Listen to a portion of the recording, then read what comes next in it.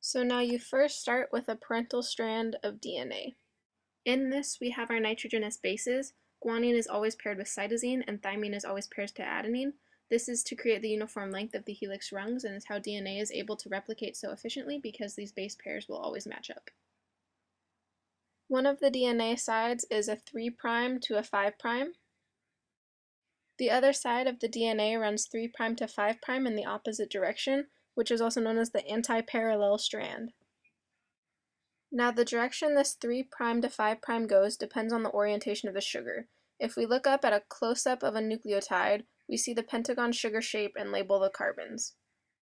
You have carbon 1, carbon 2, carbon 3, carbon 4, and carbon 5.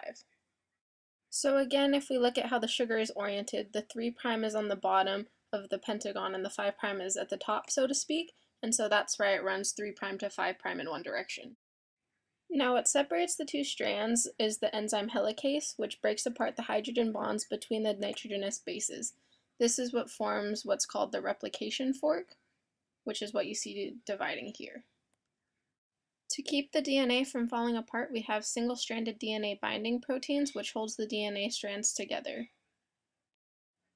So once helicase breaks these hydrogen bonds, we're left with two strands, a leading strand on the left and a lagging strand on the right.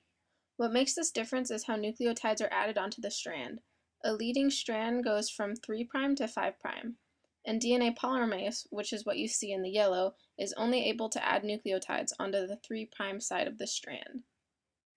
Now this makes sense as the daughter DNA that is being added to the leading strand is anti-parallel, meaning it moves from 5' at the bottom to 3' at the top, which is why the enzyme DNA polymerase can move this direction in the 3' direction.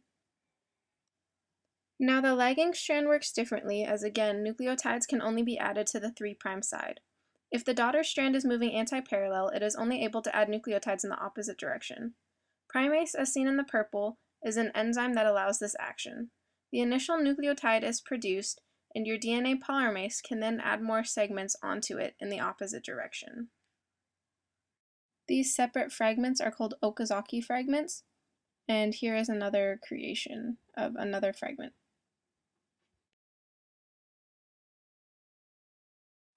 Next, as seen in the white, is DNA ligase, which acts to join the sugar phosphate backbones of all the Okazaki fragments into a continuous DNA strand. So now we see the end of our DNA strand on the right. In the green we have the enzyme telomerase, which is an enzyme that adds telomeres onto the end of a DNA strand, just to ensure that all of our DNA will be coded for. Telomeres are repeated sequences of a nucleotide, and it acts as a safety measure because our eukaryotic cells are linear, so that after repeated rounds of replication, the end of our DNA sequence can be eroded over time. So the addition of these extra nucleotides just makes sure that everything will be copied over.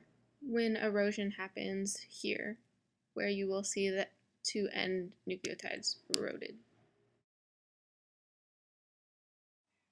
So as in everything, DNA replication can have errors in its DNA sequence. So if we zoom in at this DNA strand, we do see that there's an error here. And so to solve this, we have a repair system in our bodies called the nucleotide excision repair. So basically what this does is it cuts out the damaged section of our DNA, and our DNA polymerase comes in and repairs and fills in the missing portion of it. Afterwards, our DNA ligase comes in and seals the free end of the new DNA to the old DNA, making sure the strand is complete. This prevents the passing on of mutations for when our DNA will be replicated again. Now, looking at all of this information, you have to wonder where replication begins. Stretches of your DNA sequence have specific start codes in the nucleotides which initiate the replication process, which will separate the two strands and open up a bubble to form the daughter DNA.